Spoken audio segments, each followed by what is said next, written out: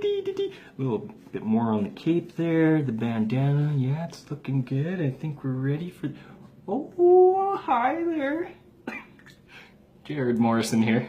Happy Saturday, everyone. It's Saturday night, video number 3. Doing a little drawing for you in honor of the video. I call that piece Captain Goal Crusher. Look at that cute little guy. Just for you. Don't say I never did anything for you. That was wasting time. Because I haven't wanted to do this video all week. Especially not today. I was in a bit of a foul mood today.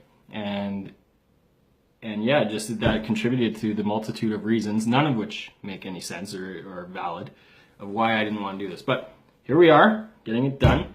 And apropos, or maybe ironically, the topic tonight is on changing bad habits. By request. It was one of the suggestions I got, so yeah, we're going to try and broach this Jerry style.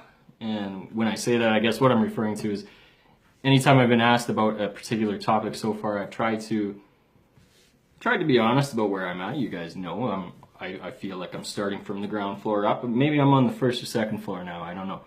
But so I try not to forget where I came from, and that I'm not some wise old monk on the mountaintop. So, but I do try and reflect on, yeah, like I just said, where I came from and what did I do when it came to turning some things around. When we're talking about bad habits, I do recognize it can be a range here. Like, are we talking about chewing your fingernails, or are we talking a massive lifestyle overhaul? The first thing, I guess, that I would reflect on if I'm really trying to flip something around for myself is being realistic about where I'm at, and I've talked about that before. Aaron Sky Kelly gives this example all the time about setting a goal, especially one that's health related.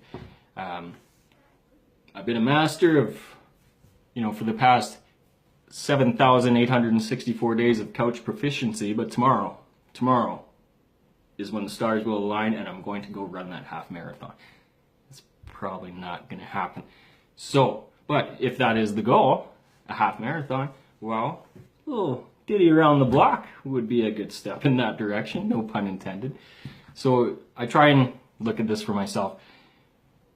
And out of that, pick one thing to take immediate action towards that goal that I can do today, like right after the video is done, or right after I've written the goal down. What's something I can do that I can sustain tomorrow and the day after that? So again, if it's health related, and my diet's absurd, been drinking 8 Slurpees a day, maybe a little glass of water right now. That'll get me closer to not having as many Slurpees. You know what I'm saying? I think you get this here. The second sort of point to take home about that, I got a little notepad here, is I like to establish sort of reset points for myself. Because if things fall off, if the wheels start coming off the wagon, which I find that they sometimes do, it's good to have a sort of a reset button that, for me anyways, that I can hit and say, well, okay, yes, it's derailed, but I know I will go back to this. So again, to use an example, you guys have heard me talk about food prep. I had a great September of food prep. I had to think about that for a second. For 30 days in a row, I meal planned, and then I fell right off. And I was almost feeling daunted by having to jump back on. So I picked my reset point of, well, making protein shakes will take me 5 minutes, 10 at most. At least get back on that and get reestablished with that, because the point is to build momentum, to get something going, a little victory right now and tomorrow that will build momentum into the next day and the day after that.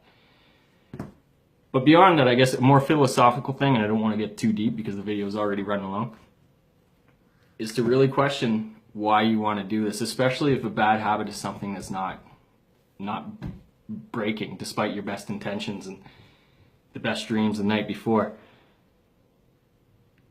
I've been listening to Tony Robbins lately. I can't believe I just admitted that. I used to make fun of people like me, but listening a lot, and he talks about pain versus pleasure, and that if you're not breaking a bad habit, you're not associating enough pain with that. I mean, maybe intellectually you are. If I don't start getting in shape, I'm going to have a heart attack within 5 years, that sort of thing. But it's all the rationale in the world, at least in my experience, sometimes hasn't been enough. So it's important to really meditate on that, I think. Give it some thought of, why are you actually doing this? Are you doing this because you think you should? Or are you doing this because it's something you actually want? And being honest about that. Which I guess leads to the final point that I wanted to try and squeeze in. And look at how long this is going. Jerry, you're crazy. Anyways, also being realistic if this is something you can do on your own. Because it is kind of funny to me to talk about changing bad habits, because if you know me, you know that I was dealing with a couple of bad habits that sort of superseded chewing my fingernails. And thinking for a long time that was something I could deal with on my own and that I didn't need help for.